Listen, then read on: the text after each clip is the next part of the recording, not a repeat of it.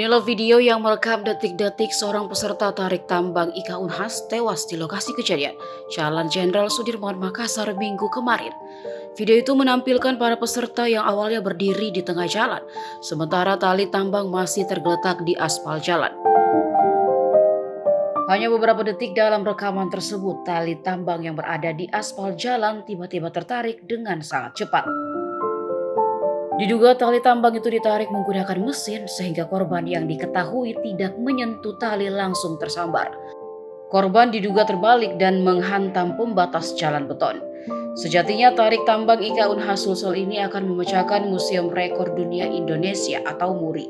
Panitia membentangkan tali tambang sepanjang 1.540 meter di sepanjang Jalan Jenderal Sudirman, Makassar.